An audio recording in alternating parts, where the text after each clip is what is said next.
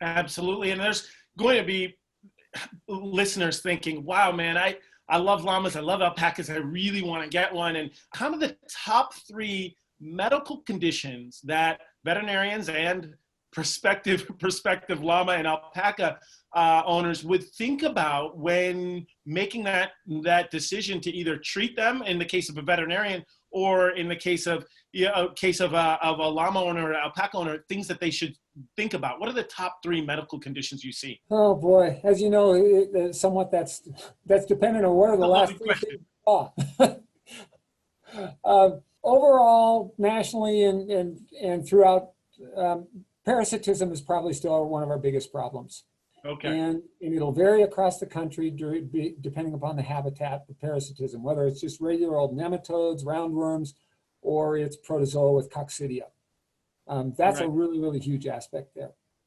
Okay. Surprisingly, in llamas and alpacas, I'm also going to throw dental disease up there as a really, really high problem as well. And Interesting. unfortunately, yeah, unfortunately, it's much harder for us to deal with than it is in dogs or cats because we don't do dentals on them. Right. And but you know, there was a recent pair of papers that came out and looked at dental disease in llamas and alpacas. And in Yes. their first initial survey, they found that 84, I think it was 80 or 84% of the individual animals had some form of dental disease, whether it be periodontal disease or abnormal wear of the teeth or Right. diastemas between the teeth that may contribute to those other things. So that's another one that I'm going to put way on up there that we probably don't recognize as much as we should. We don't see much respiratory disease, thank Well, goodness. that's good news. Yeah. We see a little bit of GI disease, but again, much of that comes from parasitism. We do have some bacterial GI diseases. There is a coronavirus GI disease in camelids. Can we talk a little bit about that? I hate to circle back on coronavirus, but literally that's honestly a lot of what people care about. So just quickly break it down. And this is something that I think is really important to highlight. I'm so glad you brought it up because in earlier conversations in the beginning of March, the end of February, April, just in discussions, we had to talk a lot about feline enteric coronaviruses, canine coronaviruses, both the respiratory form, the enteric form, which we no longer vaccinate for, and then a more deadly form or canine pantropic coronavirus. But I think for a lot of pet parents and for animal lovers, the idea that coronaviruses have existed for a long time and veterinarians have been on the front lines of public health when it comes to understanding coronaviruses, I think it was brand new to some of them, but there are a lot of people who are super knowledgeable about this now. Or what I call citizen scientists. So talk to me a little bit about the coronaviruses that you've seen sort of in camelids and of course in large animal livestock. So yeah, many different species get coronaviruses. There are many, many different coronaviruses out there. Like many viruses, the virus that adapts to a certain species will tend to be fairly species specific. So Yes. the enteric coronavirus, so the coronavirus that we see infect the GI tract of llamas and alpacas, seems to be fairly specific to llamas and alpacas. It is definitely not the same thing, and that's really important that we state this. It is Right. not SARS-CoV-2 that causes COVID-19. Okay. We'll double underline that and highlight that. It's not Right. the same thing. Not the same. In our other species, probably the other one coronavirus that comes to mind for me is in cattle. There's a bovine coronavirus. And interestingly, again, it is not the virus that causes COVID-19, Right. but it has some similarities in that generally we think of it as causing diarrhea with an enteritis or GI tract infection of the small intestine. The animals get diarrhea. Usually they recover from it okay. But it can also cause a respiratory disease as well. And with COVID-19, we see obviously respiratory symptoms, but there also is a fair number of patients that also have GI disease and have diarrhea.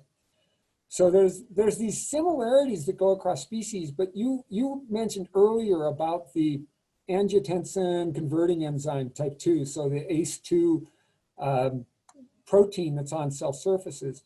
The thing Yes. that makes these different coronaviruses species specific is their spike protein and how that spike protein on the virus can bind to something specific in that other host.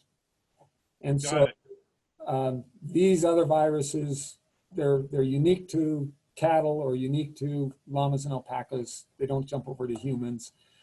So far, we don't see any evidence that SARS-CoV-2 is jumping into llamas, alpacas, or cattle, or our other domestic livestock. That's so important to mention, because everything that we talk about nowadays has to be couched in as of now or as of this date, because we just don't know, because it's such a rapidly evolving situation. I mean, just as an example, there's early preliminary reports about a COVID outbreak in mink in the Netherlands, and they're talking about mink to human transmission, which the reality is we don't know if the human gave it to the mink or the mink are giving it to each other and the human got it from somewhere else.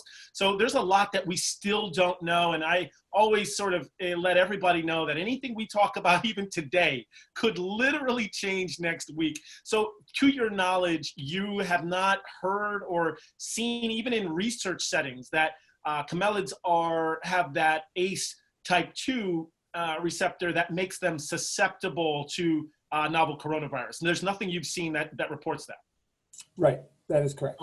Okay, good. That's really good. You mentioned that dental disease is pretty common, that you see that pretty commonly. In fact, there's a really touching video about the way you handled a llama who had a jaw fracture, a secondary to dental disease, if I'm not mistaken. So people listening out there who love llamas and who are prospective llama owners, what should they be feeding to prevent this from happening? Or is it way more complex than that? Yeah, you know, we really don't know answers to that, to tell you the relationship. Okay, and that's fair enough.